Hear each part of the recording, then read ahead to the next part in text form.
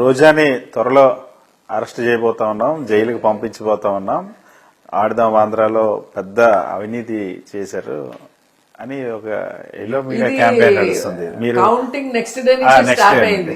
రోజాని arrest చేసినాం, అదో రోజాని arrest ఇదని. మళ్ళీ కొన్ని రోజులు లేదు, రోజా ఏదో మాట్లాడి సెట్ చేసేసుకుంది లోకేష్ తో, చంద్రబాబు నాయుడుతో అని కొన్ని రోజులు. మళ్ళీ మనం ఏదైనా ప్రెస్ మీట్ పెట్టి గట్టిగా మాట్లాడినప్పుడు లేదు లేదు లేదు మళ్ళీ ఎంక్వైరీ చేసేసాం, రేపే అరెస్ట్. ఇది నాకు అర్థం కాని విషయం ఒకటే ఏంటంటే, ఈరోజు అధికారం మీ దగ్గర ఉంది. ఆడుదాం ఆంధ్ర అనేది స్టేట్ వైడ్ ఒక పెద్ద ప్రోగ్రామ్. ఇంతవరకు దేశంలో ఏ రాష్ట్రంలో ఎవరూ చేయనటువంటి విధంగా స్పోర్ట్స్ పర్సన్స్ కి జగన్మోహన్ రెడ్డి గారు ఒక అద్భుతమైన కార్యక్రమాన్ని చేపట్టారు. అది 100 కోట్ల ప్రాజెక్టు. 119 కోట్లు. దాంట్లో 100 కోట్ల స్కామ్ జరిగింది అనేది ఫస్ట్. వీళ్ళ అబద్ధాలని నేను చెప్తున్నా, ఒక్కొక్క అబద్ధం ఎలా చెప్తారని. రెండోది 3 లక్షలకు పైగా గేమ్స్ పెట్టడం జరిగింది. సో వాళ్ళకి ఎక్విప్మెంట్ దగ్గర నుంచి, వాళ్ళకి భోజనం దగ్గర నుంచి, వాళ్ళకి గేమ్స్ ఆర్గనైజ్ చేసే దగ్గర నుంచి ఎంత ఖర్చు అవుతుందో ఒకసారి మీరు చూడండి. రెండోది. మూడోది, దీంట్లో నేను సిద్ధు మా ప్రమేయం లేదు అనేది వాళ్ళకి తెలుసు. ఎందుకంటే అసెంబ్లీలోనూ శాసన మండలిలో క్లియర్గా మంత్రి చెప్పారు, దీంట్లో ఎటువంటి అవకతవకలు జరగలేదు, ఎవరి మీద యాక్షన్ తీసుకోలేదు మేము. ఇదంతా కూడా మన ఆర్ఎన్బి ద్వారా టెండర్లకు వెళ్ళి ఎక్విప్మెంట్స్ తీసుకోవటము, మిగతా అమౌంట్ 26 జిల్లాల కలెక్టర్లకు వెళ్ళింది. కలెక్టర్ల ద్వారా మున్సిపాలిటీల్లో అయితే కమిషనర్లకి, మండలాల్లో అయితే ఎంపీడీల ద్వారా ప్రైజ్ మనీ కానీ మిగతా అన్ని డిస్ట్రిబ్యూట్ అయ్యిందని క్లియర్గా ఇచ్చిన తర్వాత మమ్మల్ని బ్యాట్ చేయడానికి పచ్చ ఛానల్లో వీళ్ళు ఎప్పుడు చూసినా ఇది ఒక ఫ్యాషన్గా మాట్లాడుతున్నారు తప్ప. నేను ఒకటే అడుగుతున్నా, మీ పేషీలో ఉన్నారు ప్రద్యుమ్న గారు, ఆయన ప్రిన్సిపల్ సెక్రటరీ ఆర్ఎన్బికిను స్పోర్ట్స్కి.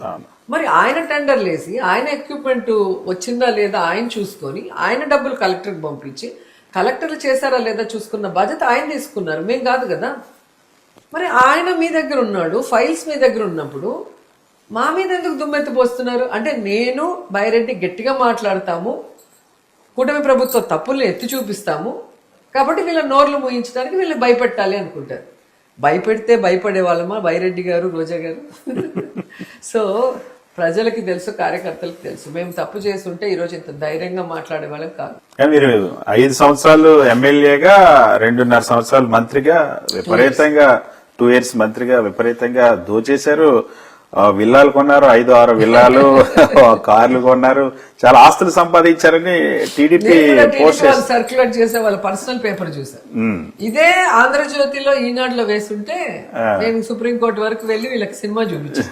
ఓ పనికి మాల పేపర్ లో వేసేసి దాని పేరు ఊరు తెలియదు, వాళ్ళు దీంట్లో ఏమంటారు వాట్సాప్ లో, వాళ్ళ ఎఫ్బీలో, వాళ్ళ ట్విట్టర్లో అంతా సర్క్యులేట్ చేసి డ్యామేజ్ చేయాలని చూస్తున్నారు.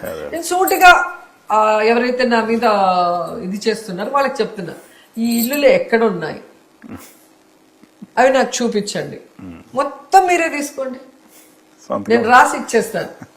నేను మంత్రి అయిన తర్వాత ఏదైనా ప్రాపర్టీ కొన్నానా లేదా ఏదైనా ఇల్లు కట్టానా దోచుకొని ఒక్కటి మీరు చూపించండి, మొత్తం మీకే రాసి ఇచ్చేస్తా. పెళ్లి కాకముందు చెన్నైలో నా ఇల్లు, యాజ్ ఎ హీరోయిన్గా మా అమ్మ, మా అన్నయ్యలు, మా నాన్న, నేనున్న ఇల్లు. దానికి 2019లో మంత్రి అయిన దానికి ఏం సంబంధం? హైదరాబాద్లో నాకున్న ఇల్లు నేను ఎమ్మెల్యే కాకముందు 2012, మరి నేను ఎమ్మెల్యేనే కాకముందు కట్టిన హైదరాబాద్ ఇల్లు దీనికి ఏం సంబంధం ఉంటుంది? అలాగే నగిరిలో నేను కట్టుకున్న ఇల్లు గవర్నమెంట్ రాకముందు 2018. సో ఎలా దోచుకుంటాం? మీ ప్రభుత్వంలో నేను దోచుకుంటుంటే మీరు చూస్తున్నారు అంటే మీరు ఎదవలా, పనికిమాలిన వల్ల? మరి ఏంటి నాకు అర్థం కావట్లా. సో ఏదో ఒకటి చెప్పి ప్రజల్ని మాయ చేయాలి, ప్రజలు నమ్ముతున్నారు కాబట్టి ఇంకా చెప్పటమే పనిగా పెట్టుకున్నారు.